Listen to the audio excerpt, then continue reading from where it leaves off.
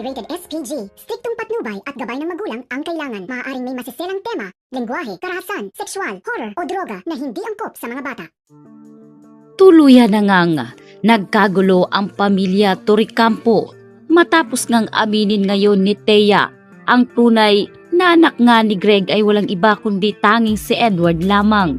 Hindi nga makapaniwala itong si Greg sa kanyang kahihiyan ay pumasok na lamang ito sa kanyang opisina at doon niya tahimik na inisip kung paano niya tratuhin si Edward at kung paano niya magagawan pa ng paraan kung paano nga siya patawarin ng kanyang tunay na anak.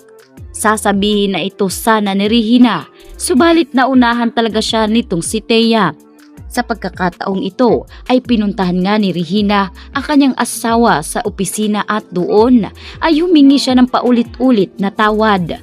Sa galit ni Greg ay dito niya nasakal itong si Regina dahil hindi nga niya kayang tanggapin na mahabang panahon siyang niloko ni Regina at ang masakit pa dito ay itinuring niyang parang kalaban si Edward na kung saan ito pala ang kanyang tunay na anak.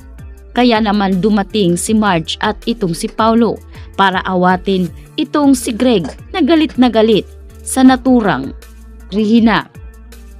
Kaya naman dito na nga ngayon nasabi nitong si Marge na hindi umano dapat sakta ni Greg si Regina dahil umano hindi niya ito sinasadya at sa pagkakataong ito ay patawarin umano sana nitong si Greg ang kanyang ina. Tila na himasmasan itong si Greg sa mga sinabi nitong si Marge dahil nagkulang umano bilang ama si Greg kay Edward at Paulo. Matagal umano na panahon na sinusuyo ng kanyang inang si Regina, Edward at Paulo si Greg para patunayan ang kanilang sarili. Ngayon ay dapat umanong pakinggan ni Greg ang kanyang asawa. Samantalang dahil sa mana na nga ay dito na nga ngayon magkakagulo pa ang lahat dahil dito pa naman tinanggalan ng karapatan sa kanyang mana si Edward na kung saan doon naman inatake itong si Greg. Mao-ospital pa yata itong si Greg dahil sa sobrang sama ng loob sa pagtatalo nga nitong si Thea.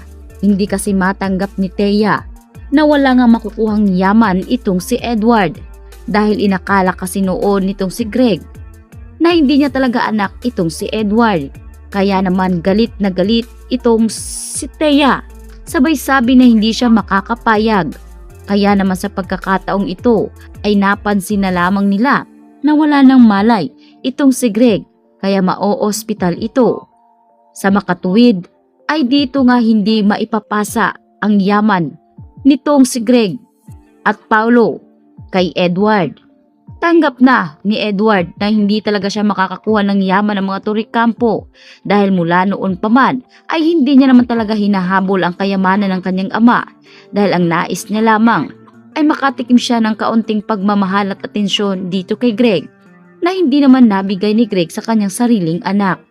Ngayon ay makakagdesisyon itong si Paulo at Regina kung nais ba nilang hatian itong si Edward. At dahil sakim si Thea ay nagalit nga itong si Edward dahil kung hindi umano inuuna-una nitong si Thea ang pag-anunsyo ng naturang problema ay hindi umano hahantong sa kalalim ganito ang kanilang problema. Ngayon ay nasa critical nga na sitwasyon itong si Greg at kinakailangan nga itong magamot sa lalong madaling panahon. Kaya naman mismong si Paulo na ang kumausap dito kay Edward at sinabi niyang handa niya umanong ibigay ang lahat ng mga yaman na ibinigay nga sa kanya ng ama nitong si Edward upang matahimik ang lahat.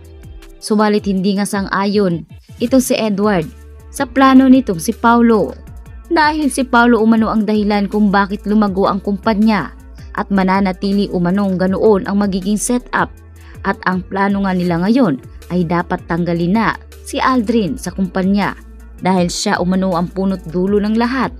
At paulit-ulit rin namang humingi ng tawad itong si Regina sa kanyang mga anak dahil sa pagsisinungaling nito ay nadamay na ang kanilang buong pamilya.